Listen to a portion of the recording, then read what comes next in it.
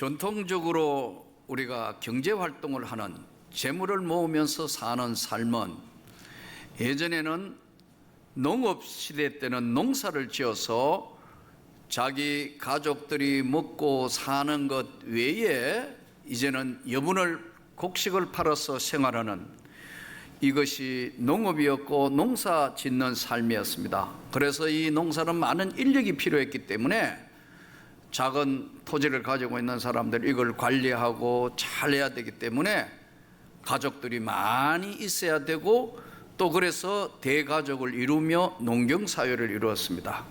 그러나 시대가 달라지고 사회가 달라졌습니다.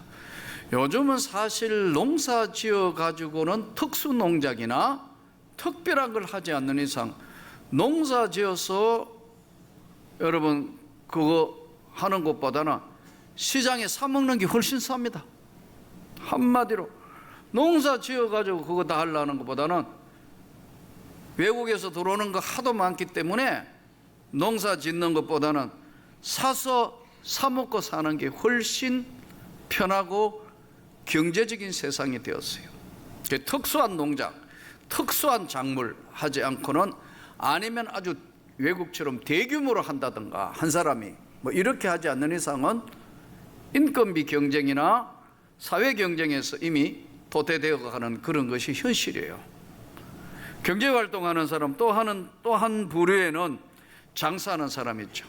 상업하는 사람, 이 이익을 남겨서 하는 사업, 장사하는 사람.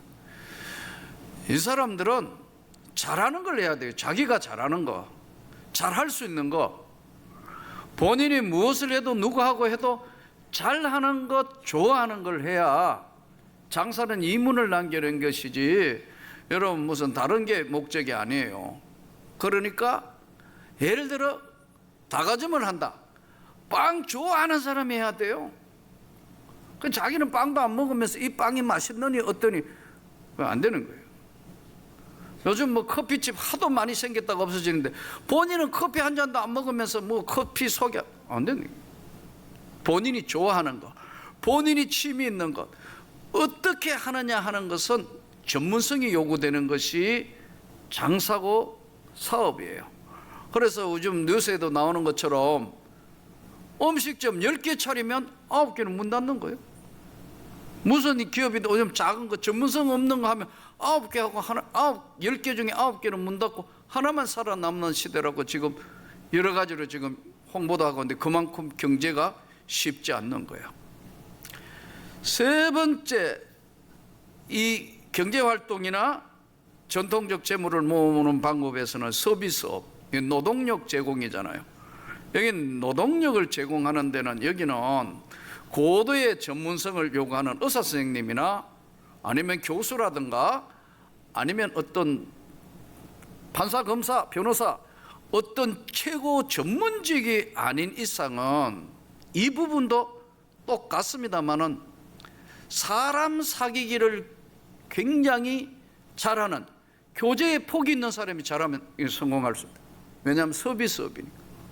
교제를 잘해야 된다. 나눔을 잘해야 된다. 사람 관계를 잘해야 된다.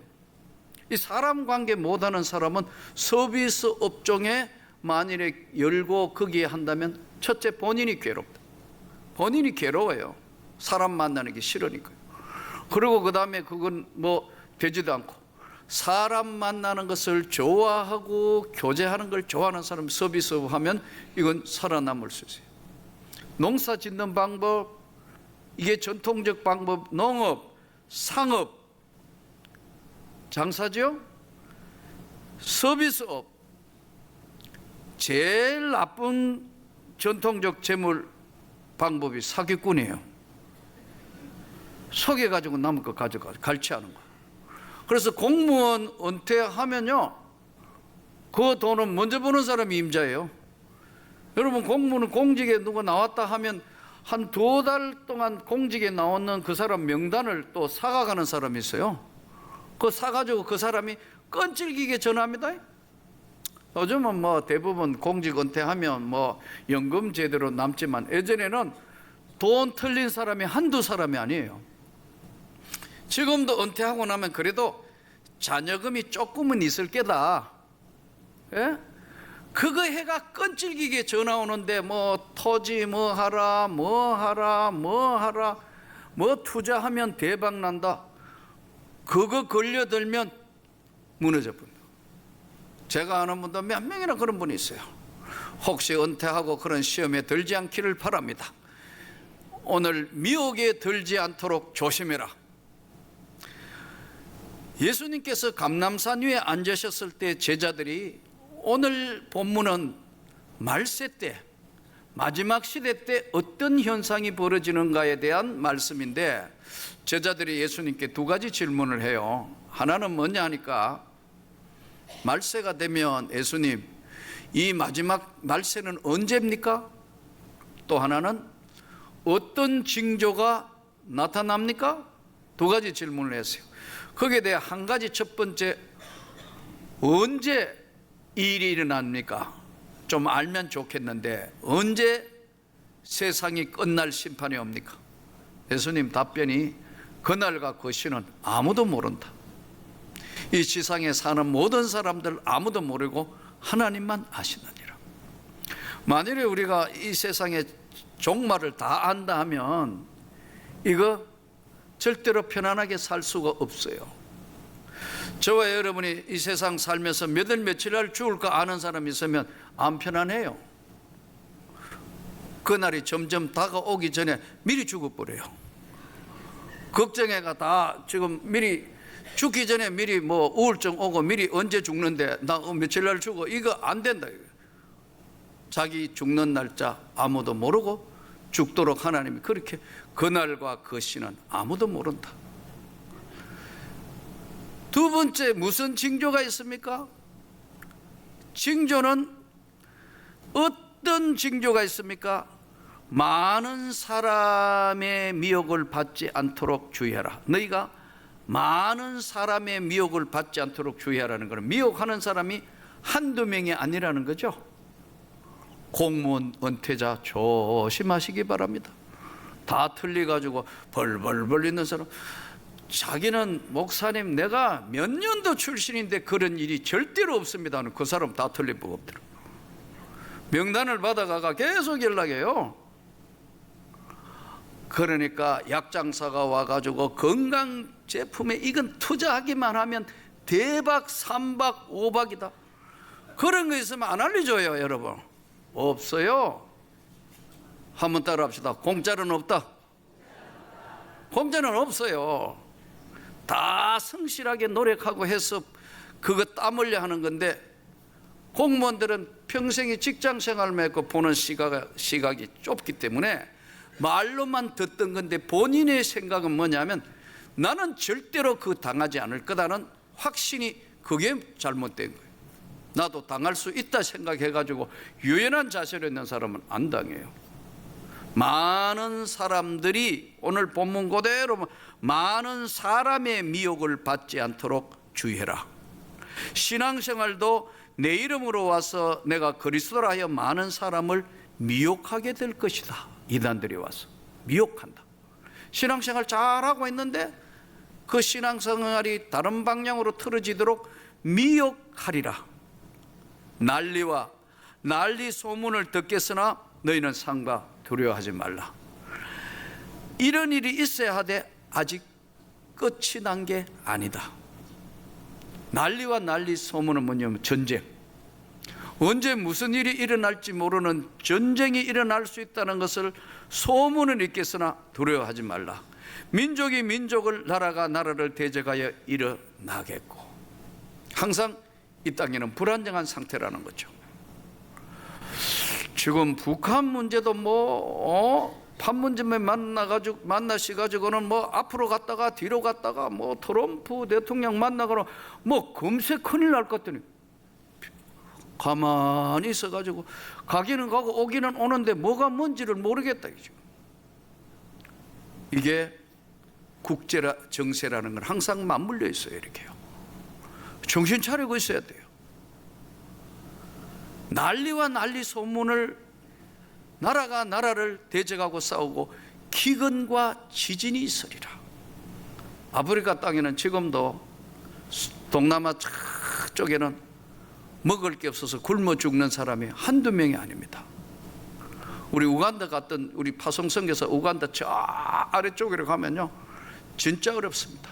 먹는 문제가 하루에 제일 큰 문제고 마실 물 떨어가는 게 하루에 제일 큰 문제를. 아이들 학교 못 가요. 이게 여러분 뉴스를 통하여 본 그대로예요. 기근, 이런데 아프리카에 더 기근 오면은 유니세프나 에서 도와주지 않으면 수많은 사람들이 굶어 죽습니다. 기근과 지진이 있을 거다. 지진은 안 맞는 사람은 지진에 대한 트라우마가 없습니다. 저는 일본을 갈 때마다 신방을 가거나 아니면 일본 집회를 갈 때마다 꼭 하는 기도가 있습니다. 하나님, 지진 안 만나게 해주세요. 지진 만나면 그 공포는 사람이 한번 겪어보. 제가 괌에 갔을 때에 그 괌 원주민들이 그런 이야기 하더라고. 지진이 왔는데 같이 쓰나미하고 오는데 저 바다 끝이 물이 다 바다가 뒤집혀가 올라오더라. 그런데 자기 집은 2층이었는데 1층을 못 내려가 가지고 굴러서 밖으로 나갔는데 아, 이것이 세상 끝날이구나 생각했는데 어떻게 살아남았다. 지진이란 무섭습니다. 우리는 안 겪었는데 만일에 이 지진이 지난번에 포항이나 경주에 온 지진에 그 정도 진도 5.4나 5.8에 수도권에 만일에 서울이나 경기권 가까이 이 수도권 중심에 왔다, 난리 난다. 수많은 사람들이 이 기근과 지진이 있는데 우리나라는 없는 줄 알았는데 경주나 포항 같은 데 이미 지진대라는 사실을 알게 되었다. 그러나 이건 끝이 아니고 서로 미워하고 법이 아닌 불법이 성행함으로 하나님을 사랑하는 마음이 사랑이 식어진다. 예전 같지 않게 교회에 진짜 헌신하거나 하나님 앞에 말씀대로 살려는 사람들이 점점 줄어가고 있는 시대에 산다는 거예요. 이 초대교회 때 예수님이 던진 말씀이 굉장히 중요한 말씀이에요. 어느 나라나 복음이 처음 전해지면 굉장히 순수합니다. 한국교회 초대교회가 그랬고요. 찬송만 불러도 눈물을 흘렸고 하나님의 교회 앞에는 무조건 헌신하고 복종했습니다.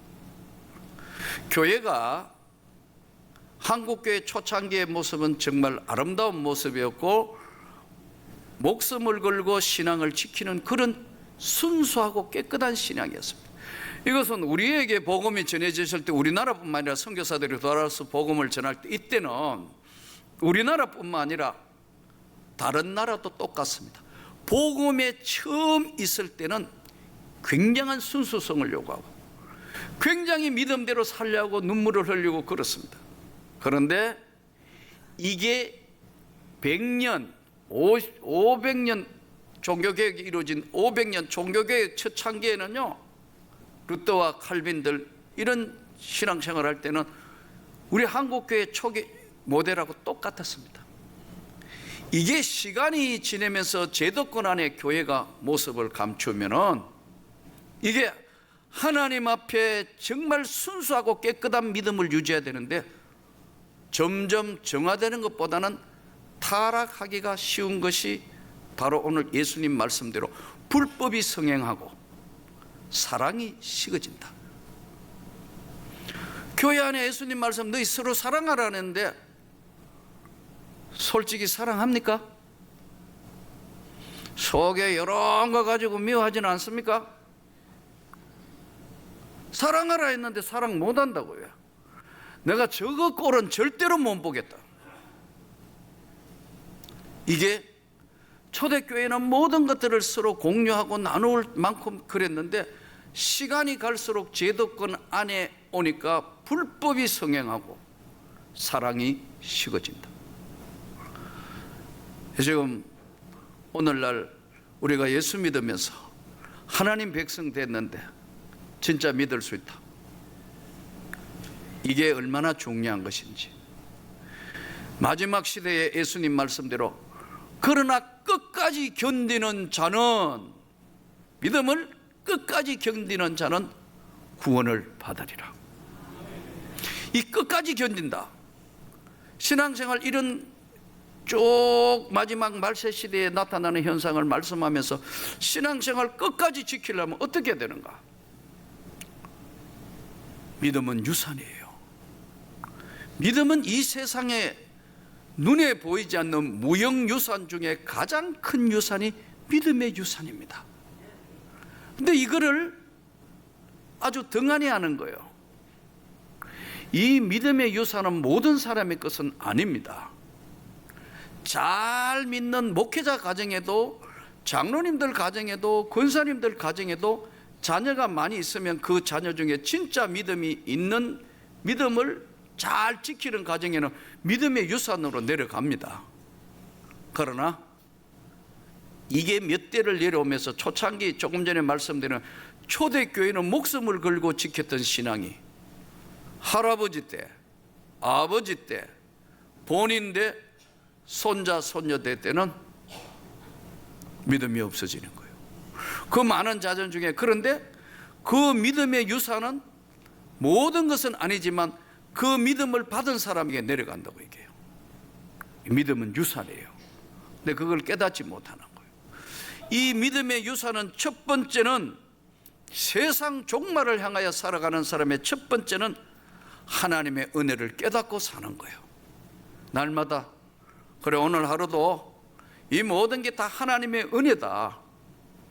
욥이 자녀들을 축복한 것처럼 매일 하나님 앞에 축복하고 기도하는 이 믿음의 유산은 맑은 샘물처럼 흘러내려가는 거예요. 중간에 이게 오염되거나 막아버리면 믿음의 유산이 안 내려가는 거예요. 이 믿음은 귀한 유산이기 때문에 첫째, 이 세상 종말을 살아갈 때는 하나님의 은혜를 깨닫고 사는 거예요. 하나님의 은혜, 이 모든 삶이 하나님의 은혜라는 것을 깨닫는 거예요. 사실 어제는 저도 너무 과로하고 좀 피곤하니까 정신이 없더라고. 일청년들 학예 봉사하는데 사실 쉬어야 되는데, 금요일인데 갔다 와서 금요 기도해야 되는데 쉬어야 되나 어떻게 하는데, 일청년들 봉사하는데 그래도 담임 목사가 가봐야지. 아침 또 갔다고 새벽 기도하고 저녁에 늦은 시간까지 꿈을 주는 목회자 세미나, 지금 목사님들을 300명 모아놓고 강의를 해야 되니까요. 여러분 다 전문가들 아니에요. 이들에게 지금 학문적으로 뭐로 접근하니까 책자란 찾아보고 공부하고 이거 하고 시간 되니까 얼마나 할 게 많은지. 내려갔다 오니까 진짜 올라오고 했는데 금요 기도회 끝나고 나니까 너무 힘들더라고. 그러니까 내려가는데 뒷골이 아프더라고. 왼쪽 쪽머리 쪽에 콱콱 쑤시는 거예요. 이거 뭐가 이상이 왔나. 그래가지고 집에 와가 자꾸 계속 몇 초에 한 번씩, 오늘 뭐 쪽머리 아픈 거야 누구나 한 번씩 아픈데 이거는 다른 각도로 오는 것 같아요. 기도를 했어요.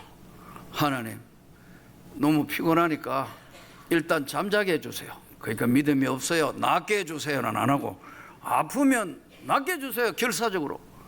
언제나 기도는, 우리가 신앙생활의 자세가 뭐냐면 절대적으로 매달리면 하나님이 절대적으로 응답하신다.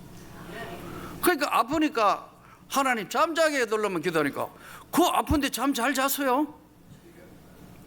나는 하여튼 하나님 만드실 때 많이 참고를 하신 것 같아요. 보통 사람 아프면 밥 못 먹잖아요. 나는 밥 한 그릇 다 먹고 아파요. 그러니까 아프다 해도 안 믿어요. 밥을 잘 먹으니까. 잤어요? 아침에 일어나 눈 뜨자 아픈 거예요 또. 근데 몇 달 전부터 신방 계획이 있으니까 안 갈 수 없잖아요. 신방 갔다 왔어요. 갔다 와가지고 그때부터 이제 3초에 한 번씩 머릿속에 누가 젓가락으로 3초에 한 번씩 쿡쿡 송곳니로 쑤시는 것 같은데 소리를 낼 정도예요. 갈수록 장난이 아니네요. 도저히 안 되겠다. 그러니까 내가 목사지만 진짜 믿음이 없다는 걸 어제 처음 알았어요. 물론 그전에도 알았지만 믿음이 없다. 너무 계속 3초에 아프니까 나는 내 발로 병원에 가는 일은 평생 한 번도 없었다. 하도 옆에서 그러니까 어제는 내가 우리 집 사람 보고 빨리 보람의 병원 응급실로 가야 되겠다. 3초에 한 번씩 찌르게 하니까 오라니까 우리 집 사람 걱정스러워가 가다가 가만히 생각하니까 이거 보람의 병원 응급실에 들어가면 인질로 잡힐 것 같다. 왜냐하면 토요일이라 주일 의사 없잖아요. 그러면 월요일까지 잡혀 있고 응급실은 들어갈 때는 제 발로 들어갔지만 나올 때는 마음대로 못 나오니까. 그래가지고 이 길은 안 되겠다 싶어서 우리 민집사님 병원에 갔더니 민집사님이 또 어제는 휴가예요. 자 어디로 가야 되냐. 그래서 이제 손집사님 병원으로 쫓아가세요. 정세를 이야기하니 손집사님이 걱정이 되니 이렇게 보는데 말이 어둔한가. 말이 어둔하면 뇌경색 아니면 뇌출혈이거든요. 손이 차세요, 뜨거우세요, 괜찮으세요, 아무 이상 없는데 자꾸 찌릅니다 하니까 과로와 스트레스. 일단 약과 주사를 줄 테니까 누워보세요. 그래가지고 이제 주사 꼽는 거 보고 꼽자 그 닌겔 다 들어갈 때까지 또 코를 골며 자는 거예요. 아파도 자는 건 자야 되니까. 주사 맞고 나오니까 3초에 한 번 오는 게 30초에 한 번씩 오는 거예요. 인터벌이 이제 아주 길어진 거죠. 그때서야 멍청한 게 무슨 생각이냐면 기도 안 했구나. 이거 온 한국 온 세계를 돌아다니며 아픈 환자들 기도한다는 내가 이거 믿음이 없어졌구나. 내가 아프기 시작하니까. 그래서 집에 들어가서 뒤로 약간 제쳐놓고 내가 손을 들고 하나님 이때도 믿음이 없어요. 낫게 해주세요 해야 되는데 잠들게 해주시라고 또 잤어요. 한 30분간을. 그런데 끝나면서 생각해 보니까 네가 진심으로 병 낫기를 너를 위해 네가 기도하라는 하나님 말씀인데 이거 내가 이게 목사라는 게 정신을 못 차려. 한 번 너무 아프니까 정신을 못 차려. 내 손을 내가 기도를 했는데 약을 주시더라고. 이거는 소염 진통제니까 먹으면 안 아프면 먹지 마세요. 근데 약을 사와서니까 아까워 한 번은 먹었어요. 그것도 돈 준 거라고. 먹었는데 그 다음에는 어제는 미리 아파가 믿음이 다 없어져가 일부 예배 금목사가 설교하고 오후에는 누가 하고 다 정해놨는데 자고 일날 더 말짱하네. 아무런 거. 본인이 제일 본인의 몸은 본인이 스스로 알지 않습니까? 하나님께서 한 번씩은 믿음이 있나 없나를 한번 테스트를 한 번씩 해보는 것 같아요. 겁도 한번 줘보고. 그래서 우리 장로님들이 걱정해가지고 이거 괜찮겠어요? 그때 내가 깨달아지니까 30대의 죽음의 강을 건너왔는데 내가 목사 돼서도 믿음이 없구나. 마지막 시대 때는 하나님의 은혜로 산다는 걸 깨달아야 합니다. 여러분 물론 몸 조심도 본인 스스로가 건강 조심을 해야 되는 건 당연하겠죠. 관리하고 해야 되는 건 말할 것도 없지만 하나님의 은혜로 산다는 걸 깨달아야 되고 선악을 분별하며 살아야 되고 무엇보다 가장 중요한 것은 한 번밖에 없는 삶이기 때문에 여러분 기쁘게 살아야 합니다. 행복을 누리며 살아야 합니다. 짜증내고 화내고 또 제일 나쁜 방법. 끝까지 견디는 자는 구원을 받으리라. 주의 말씀으로 이 무덥고 짜증나던 이 여름도 이제 한 볼 뒤로 가고 새로운 계절인 가을을 준비하면서 하나님께서 여러분을 강건하게 해주시기를 축복합니다. 하나님의 능력에 붙들려 살기를 축복합니다.